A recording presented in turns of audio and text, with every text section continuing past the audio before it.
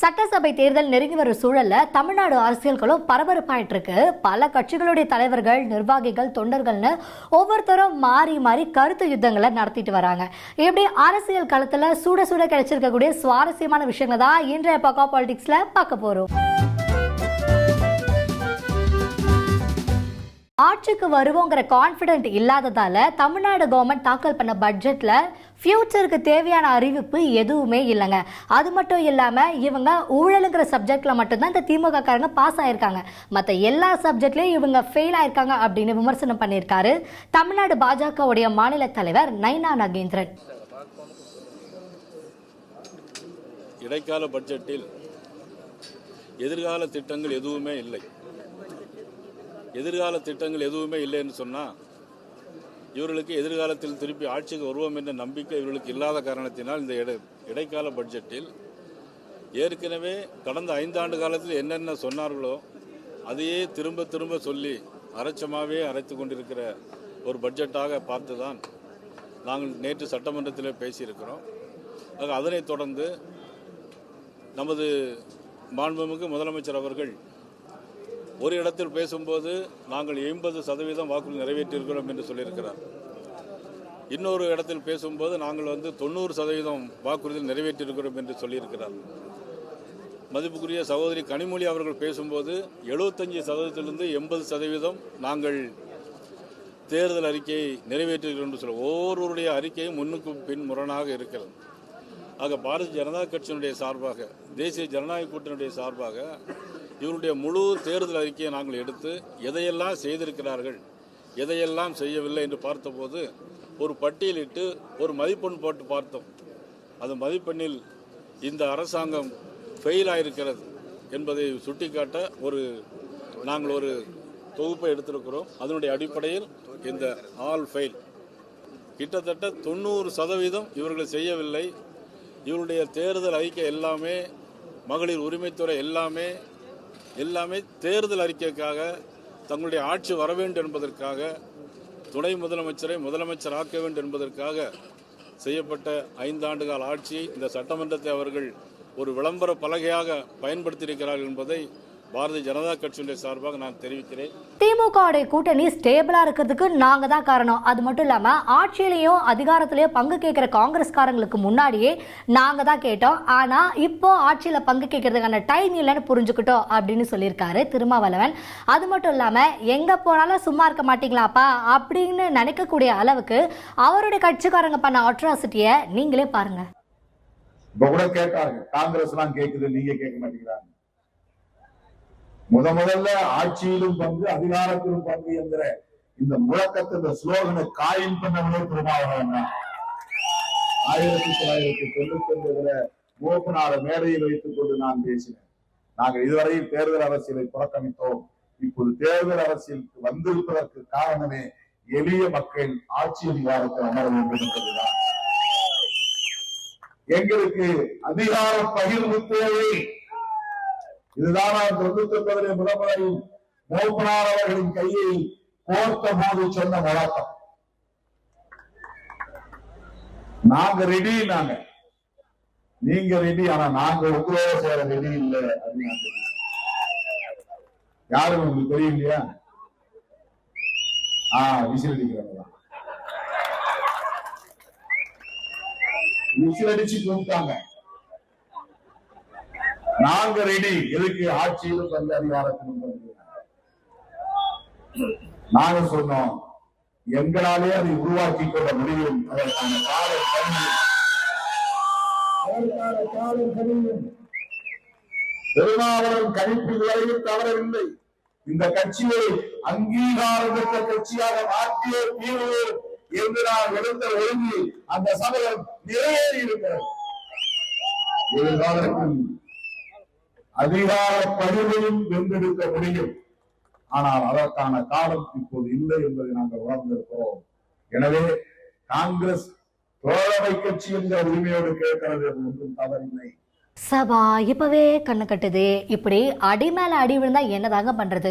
அதாவது ஓபிஎஸ் உடைய ஆதரவு எம்எல்ஏ ஐயப்பன் முதலமைச்சர் ஸ்டாலினை வந்து புகழ்ந்து பேசியிருக்காரு. ஆல்ரெடி நிறைய பேர் திமுகவில் போய் இணைஞ்சதால பேசாம நாமளும் போய் இணைஞ்சிருமா அப்படிங்கிற மைண்ட் செட்ல இருக்காரோ என்னவோ.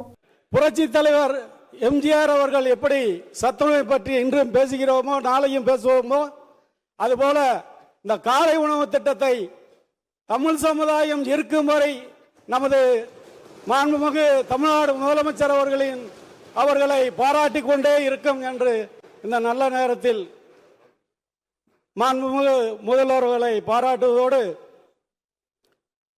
வருகின்ற தேர்தலில் மீண்டும் வெற்றி பெற்று தமிழகத்தின் முதல்வராக நமது மாண்புமிகு தலைவர் மு.க. ஸ்டாலின் அவர்கள் வர வேண்டும் என்று புரட்சி தலைவர் எம்ஜிஆர் ஆசியோடும் புரட்சி தலைவி அம்மா ஆசியோடும் மீண்டும் மீண்டும் வர வேண்டும் என்று இந்த நேரத்தில் நான் அவர்களை வாழ்த்தி எங்கள் அண்ணன் ஓபிஎஸ் அவர்களின் வாழ்த்துக்களோடு நான் நன்றி கூறி எனது தொகுதி மக்களுக்கு நன்றி கூறி விடைபெறுகிறேன். நன்றி, வணக்கம். திமுக மறுபடியும் ஆட்சிக்கு வர்றதுக்கான சூழல் இருக்கு. அது மட்டும் இல்லாம 5 வருஷமா சிறப்பா செயல்பட்டாங்க அப்படிங்கிறதுக்காக சிஎம் ஸ்டாலின் போய் பார்த்தேன். ஆனா திமுகவில் சேர்வானாங்கிறத வெயிட் பண்ணி பாருங்க அப்படின்னு பதில் சொல்லியிருக்காரு ஓபிஎஸ். 5 ஆண்டு கால திராவிட முன்னேற்ற கழகத்தினுடைய ஆட்சி இன்றைக்கு சிறப்பாக நிறைவேற்றதன் காரணமாக மாண்புமிகு முதலமைச்சர் அவர்களுக்கு சந்தித்து அவருக்கு என்னுடைய வாழ்த்துக்களை தெரிவித்து வந்திருக்கிறேன்.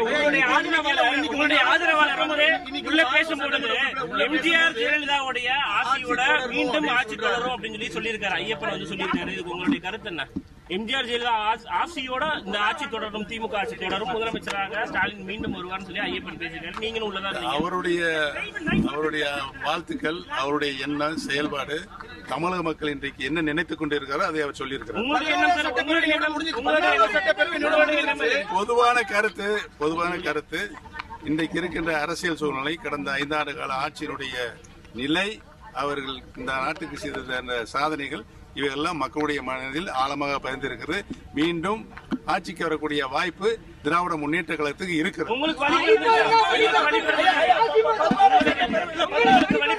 தமிழகத்திற்கே வழி பிறந்திருக்கு. வாங்க. தமிழ்நாட்டுக்கு மாற்றம் வேணும் அப்படின்னு மக்கள் நினைக்கிறாங்க. முக்கியமா விஜய் தான் தமிழ்நாட்டை ஆளணும்னு அவங்க விருப்பமும் பண்றாங்க. அது மட்டும் இல்லாம கூட்டணிக்கு வர்றதும் வராததும் அவங்கவுங்களுடைய விருப்பம். எங்க இருந்தாலும் வாழ்க, அந்த மாதிரி தேமுதிக எங்க இருந்தாலும் வாழட்டும் அப்படிங்கிற மாதிரி இதுதான் எங்களோட நிலைப்பாடவும் இருக்கு அப்படின்னு சொல்லியிருக்காரு தாவேகா தலைமை ஒருங்கிணைப்பாளர் செங்கோட்டையன். குறிப்பாக தமிழகத்தில் ஒரு மாற்றத்தை மக்கள் விரும்புகிறார்கள். அதுவும் புதிதாக தமிழக வெற்றி கழகத்துடைய தலைவர் நாளை தமிழகத்தை ஆள வேண்டும் என்பதுதான் மக்களுடைய கனவாக இருக்கிறது. அந்த கனவை நிறைவேற்றுகின்ற வகையில் தமிழகம் முழுவதும் மக்கள் அனைவரும் ஒரே கருத்தோடு தங்களுடைய பணிகளை ஆற்றுவதற்காக அரும்பணி ஆற்றி வருகிறார்கள். குறிப்பாக சென்ற இடங்கள்லாம் எல்லோரும் சொல்வது ஒரே கருத்து தான். 18 வயதிலிருந்து 45 வயதிலும் இருக்கின்ற 100% டிவிகேவுடைய தலைவர் வெற்றி தளபதி நாளை தமிழகத்தை ஆள வேண்டும் என்பதுதான் எல்லோருடைய நோக்கமாக இருக்கிறது. அது அவருடைய விருப்பம். நீங்கள் எங்கு வேண்டுமானாலும் செல்லலாம், உங்களுக்கு உரிமை இருக்கிறது. அதிலே அவர்கள் விருப்பம். எந்த இயக்கத்தில் வேண்டுமானாலும் சென்று கொள்வது அவருடைய விருப்பம். எங்கிருந்தாலும் வாழ்க.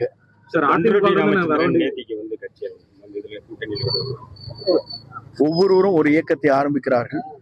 இந்த கூட்டணியை பொறுத்தவரையிலும் தலைவர் என்ன கூட்டணியை உருவாக்க வேண்டும் என்பதுதான் அவர் முடிவு செய்வார். காங்கிரஸ் கட்சி நிர்வாகிகள் பார்த்தீங்கன்னா தொடர்ந்து பெரும்பாலான நிர்வாகிகள் வந்து தமிழக வெற்றி கழகத்தில் சொல்லியிருக்காங்க. மாணிக்கம் தாகூர் எம்பி கூட தொடர்ந்து இந்த பொருள் எல்லோருடைய மனநிலை அப்படித்தான் இருக்கிறது. தமிழ்நாட்டுடைய மனநிலைக்கு ஏற்ப அரசியல்வாதிகள் அதைத்தான் குரல் எழுப்பி கொண்டிருக்கிறார்கள். அதுதான் வெளிப்படையாக இருக்கிறது. 5000 ரூபாய் பணம் போட்டாங்க. அதுக்கப்புறம் நேற்று பார்த்தீங்கன்னா கோடைகால சிறப்பு தொகை வருஷம் கொடுக்கணும்னு சொல்லி இந்த இத்தனை வருஷமா கோடைகால இப்போ இந்த வருஷம் மட்டும் பணம்னு சொல்லிட்டு எப்படி பாருங்க? இது கோடை காலம் என்பதல்ல, தேர்தல் கோடை காலமாக இருக்கிறது. ஆகவேதான் இந்த நிதி வந்து கொண்டிருக்கு. ஆள் வைக்கிற இடம்லாம் கன்னி வெடியா இருக்கே. பொதுக்கூட்டம் போட்டாதான் இப்படி நடக்குதுன்னு பார்த்தா மேரேஜ் ஃபங்க்ஷனுக்கு போனா கூடவா இப்படி நடக்கணும்? அப்படி என்ன நடந்துச்சுன்னு தானே கேட்குறீங்க. அதாவது மதுரையில் விஜயோடைய தீவிர ஆதரவாளர் வீட்டு ஃபங்க்ஷனுக்கு தாவேக்காவுடைய கொள்கை பரப்பு பொதுச் செயலாளர் அருண்ராஜ் வந்து போயிருக்காரு. அங்கே அவர் தோத்துருவோங்கிற பயத்தில் தான் தேமுதிகவுடைய கை காலில் விழுந்து திமுக கூட்டணியில் இணைச்சிருக்காங்க அப்படின்னு விமர்சனம் பண்ணியிருக்காரு. அதை பார்த்துருவோம். திராவிட முன்னேற்ற கழகம் ஆட்சி இவ்வளோ மோசமான ஆட்சி நடந்து கொண்டு இருக்கிறது. சட்டம் ஒழுங்கு எப்படி இருக்குன்னு தெரியும். ஊழல் இதுக்கு முன்னாடி இல்லாத அளவுக்கு ஊழல் இருக்குது. குடும்ப ஆட்சி பார்த்திங்கன்னா தமிழகத்தில் இளைஞர்கள் வேறு யாருமே கட்சியில் போய் சேர்ந்தாலும் எந்த பதவியும் கிடைக்காது. ஒரு குறிப்பிட்ட குடும்பத்துக்கு மட்டுமே பதவி எல்லாம் கிடைக்கக்கூடிய ஆட்சி நடந்துகிட்டு இருக்குது. பெண்களுக்கு பாதுகாப்பு இல்லை. இந்த மாதிரி ஒரு மக்கள் கடும் கோபத்தில் இருக்கும் ஒரு திமுகவோட கேப்டன் அவர்களின் கட்சி சேர்ந்திருப்பது அவர்கள் முடிவு. தோக்கிற கட்சியோடு அவங்களும் சேர்ந்து தோக்க போறாங்க. அதுதான் தெரியும். 75 ஆண்டு கால திமுக, இங்க ஒரு 50 ஆண்டு கால அதிமுக, 2 பேருக்கு நடுவுல நீங்க வந்து எப்படி இந்த தேர்தல் களத்தை சந்திக்க போறீங்க? இப்ப நீங்க திமுக கூட்டணி குறித்து சொன்னீங்க. திமுக கூட்டணி பேச்சுவார்த்தை குழு 22 தான் ஆரம்பிப்பான்னு சொன்னாங்க. திடீர்னு தேமுதிக எப்படி உள்ள வந்தது? கண்டிப்பாக இது திமுகவின் பயத்தை தான் காட்டுகிறது. தமிழக வெற்றி கழகம் பெருகி வரும் ஆதரவு இந்த மக்கள் செல்வாக்கு பொறுத்து கொள்ள முடியாமல் அது பயந்து திடீர்னு அவங்க அறிவித்த தேதிக்கு முன்னாடியே ஒரு கூட்டணி கட்சியை போய் கையில் காலை விழுந்து கூட்டு வந்துட்டாங்க. பார்ப்போம். நான் ஏற்கனவே சொன்ன மாதிரி தோக்கிற கட்சியோடு சேர்ந்து அவங்களும் தோக்க போகிறாங்க. இப்படி அவர் பாட்டுக்கு ஒரு பக்கம் பேசிட்டு இருக்கும் போது இந்த பக்கம் பார்த்தா இப்படியா நடக்கணும் அப்படிங்கிற மாதிரி கல்யாண பொண்ணு மயக்கப்பட்டு விழுந்துச்சு.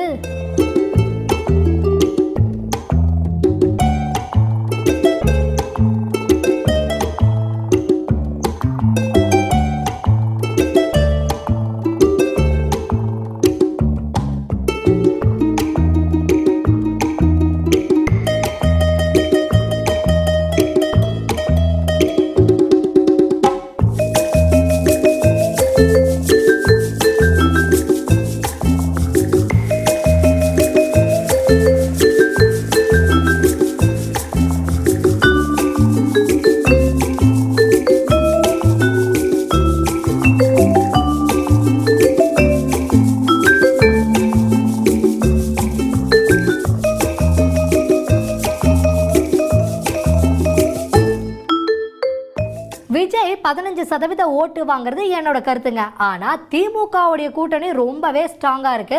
நாங்க பார்க்காத எலெக்ஷனா, நாங்க பார்க்காத வெற்றியா அப்படிங்கிற மாதிரி தாங்க பேசியிருக்காரு எம்பி துரை வைகோ.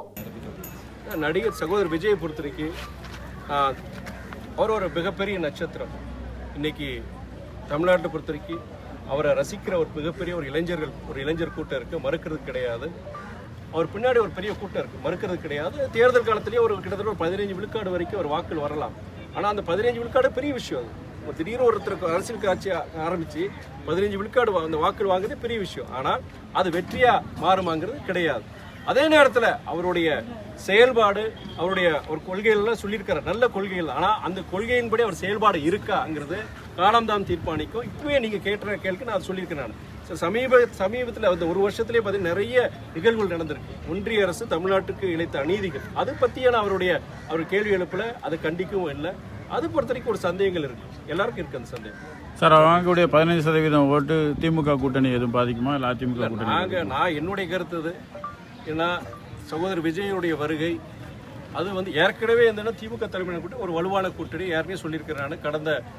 நடந்த தேர்தல், நீங்கள் உள்ளாட்சி தேர்தலாக இருக்கட்டும், சட்டமன்ற தேர்தலாக இருக்கட்டும், நாடாளுமன்ற தேர்தல், ஒரு நல்ல அமோகமான வெற்றியை நாங்கள் பெற்றிருக்கோம். நாங்கள் மக்களை நம்பி இருக்கிறோம் நாங்கள். ஆனால் சகோதரர் விஜயை பொறுத்தவரைக்கும் வந்திருக்கிறாருன்னா அவர் நாங்கள் சொல்கிற மாதிரி 15 விழுக்காடு வாக்குகள் பெறும்போது அது யாரை பாதிக்குன்னா, நான் ஆட்சிக்கு எதிரான மனநிலை கொஞ்சம் பேருக்கு இருக்கலாம், ஒரு ஆன்டி இன்கம்பன்சிங்கிறது எல்லாம் இருக்க தான் செய்யும்.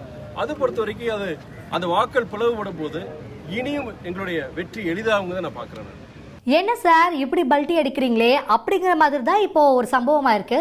அதாவது இவர் தாங்க திமுகவுக்கு ஆப்போசிட்டா பேசி பிரச்சனையாச்சு. ஆனா இப்போ நானா அப்படி சொன்னேன், ஒருவேளை மறந்துட்டு பேசுறாரோ அப்படின்னு மக்களே வந்து கன்ஃபியூஸ் ஆகுறாங்க. அப்படி மாணிக்கம் தாக்கூர் என்னதான் பேசினாரு நீங்களே பாருங்க. தேமுதிக கூட்டணியில சேர்ந்திருக்கு, எவ்வளவு பலமா இருக்கும்னு நினைக்கிறீங்க? மகிழ்ச்சியான செய்தி. அவர்களை பொறுத்தமட்டு எந்த ஒரு கட்சி வந்து சேர்ந்தாலும் சரி கூட்டணியில் அது மகிழ்ச்சியான செய்தியாக தான் இருக்கும். தமிழ்நாடு காங்கிரஸ் கமிட்டி தலைவரும் அதை வரவேற்றிருக்கிறார். தமிழ்நாடு காங்கிரஸ் கமிட்டியுடைய சார்பாக நானும் அதை வரவேற்கிறேன். தேமுதிக உள்ள வந்தனால காங்கிரஸ் வெளியே போயிடும் ஒரு கருத்து அப்படி வருது. இது பொய்யான கருத்துன்னு நினைக்கிறேன். எங்களை பொறுத்த மட்டும் எங்கள் பொதுச் செயலாளர் திரு வேணுகோபால் அவர்கள் சொன்னது போல், திரு கிரீஷ் சோடங்கர் அவர்கள் சொன்னதைப் போல் எங்களுடைய உறவு என்பது நீண்டகால உறவு. அந்த உறவில் இப்போ பேசுவதற்காக குழு அமைக்கப்பட்டிருக்கிறது. அந்த குழு அவர்கள் அமைத்ததற்கு பின்னாலே காங்கிரஸுடைய குழு அவரோடு கூட்டணி பேசும் அந்த பேச்சுவார்த்தைக்கு காத்திருக்கும். இப்போ எம்பி ஜெகத் ரட்சகன் பக்கம் வருவோம். அவர் என்ன சொல்லியிருக்காருன்னா, ஏங்க மாணிக்கம் தாக்கூரை பற்றிலாம் ஒரு பொருட்டா பேச வேண்டாம், அவர் மீடியாவில் பேர் வாங்குறதுக்காக தான் இப்படிலாம் பண்ணிட்டு இருக்காரு அப்படின்னு விமர்சனம் பண்ணியிருக்காரு. கேசி வேணுகோபால் காங்கிரஸ் பொதுச்செயலாளர் அவர் சொன்னார், மற்றவங்க சொல்றது எதையும் கேட்காதீங்க, நாங்கள் முதலமைச்சரை சந்திச்சு நாங்கள் பேசி முடிவெடுப்போம், எத்தனை சீட்டு எத்தனை யார் யாருக்கு இதை முடிவெடுப்போம் அப்படின்னு அவரே சொல்லிட்டாங்க. அதனால மற்றவங்க யார் சொல்றதையும் நம்ம இதில் எடுத்துக்கிட்டோம். தேமுதிக கூட்டணிக்கு வந்திருக்காங்க, இது எப்படி இருக்கணும்? இப்போ ஒரு மகிழ்ச்சி தான், வரவேற்கக்கூடிய ஒன்று தான். இல்ல மாணிக்க தாக்கூர் செக்யூரிட்டி தான் தேமுதிக வந்து குறிப்பாக வரவேற்கப்பட்டது. திமுக எடுத்துக்காதீங்க, மாணிக்க தாக்கூரும் ஒரு பொருட்டா எடுத்துக்கணும். அதான் இவரே சொல்றாரு, வேணுகோபால் சொல்லிட்டாரு, செல்லு பிறந்தது சொல்றாங்க, ஒரு பொருட்டா எடுத்துக்காதீங்கன்னு சொல்லிட்டாங்க. மாணிக்க தாக்கூர் ஒரு பொருட்டே இல்ல, பொருட்டா எடுத்துக்கோனான்னு சொல்லி அவங்க கட்சியிலே சொல்றாங்க, நாங்க சொல்லல. அவங்க கட்சி அவனை என்ன பொறுப்பு இருக்கிறான், பொறுப்பு இருக்கணும்னு சொன்னா நம்ம கேட்டுக்க வேண்டியதான்.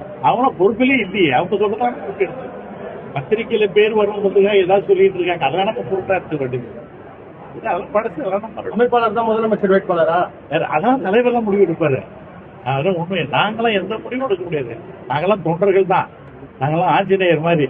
உங்களை சொன்னாலும் நீங்க நிற்பீங்க, யார சொல்றாரோ அவர் தான். அதெல்லாம் நாங்க எதுவும் சொல்றதுக்கு எதுவுமே இல்லை. நார்த் இந்தியன்ஸால இப்படி தாங்க பண்ணுவாங்க. அவங்க என்ன பண்ணுவாங்கன்னு அதை பத்தி சொன்ன திமுக எம்பி கனிமொழி சோமுவோட வீடியோவை நீங்களே பாருங்க. உங்களுக்கே எல்லாருக்கும் தெரியும், நமக்கு வந்து கல்விக்கான நிதி 2000 கோடியை நமக்காக கொடுக்கல. அது மட்டும் இல்லாம இந்தி திணிப்பை மறுபடியும் நம்ம மேல தமிழ்நாட்டில் கொண்டு திரிச்சிட்டு இருக்காங்க. அறிஞர் அண்ணா காலத்திலே பார்த்தீங்கன்னா நம்ம வந்து இருமொழி கொள்கை தான் நமக்கு போதும், தமிழும் ஆங்கிலம் நமக்கு போதும் சொல்லி இன்னைக்கு நம்ம வீட்டு பிள்ளைங்க எல்லாருமே பார்த்தீங்கன்னா கடல் கடந்து இந்தியாவை தாண்டி நம்ம எல்லாருமே வந்து ஒரு பெருமைக்குரிய ஒரு இடத்துல தான் நம்ம பிள்ளைங்கள்லாம் இருக்கிறாங்க. இதுக்கு முக்கிய காரணம் நம்ம தமிழையும் ஆங்கிலத்தையும் படித்ததால் மட்டும்தான். இன்னைக்கு ஹிந்தி படிச்சவங்க எல்லாருமே இன்னைக்கு நம்ம சொல்லணும்னா செய்யும் தொழிலே தெய்வம். நான் யாரோட தொழிலையும் நான் வந்து குறைச்சி எடை போடல.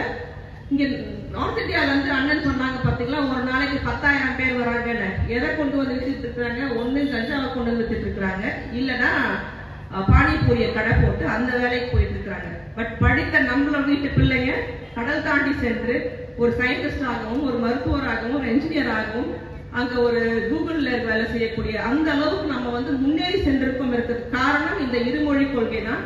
அதனால் இந்தி நமக்கு திணிப்பு வேண்டாம், வேணும்ன்றவங்க படிச்சுக்கிட்டோம், நீ அதை திணிக்காதேங்கிறதா நம்ம வந்து ஒன்றிய அமைச்சகத்தை நோக்கி சொல்லக்கூடிய ஒரு விஷயம். சார், நீங்க என்னமோ அமெரிக்காவில் இருக்கிறதா கேள்விப்பட்டோம், இங்க தான் இருக்கீங்களா? ஆனா இவ்வளோ நாளா உங்களை ஆளையே பார்க்க முடியலையே. ஒருவேளை எலெக்ஷன் வர போறதால ஊர் பக்கம் வந்திருக்கீங்களோ? இப்படிதான் பொதுமக்களுடைய மைண்ட் வாய்ஸா இருக்கு திமுக எம்பி தரணிவேந்தன் மேல.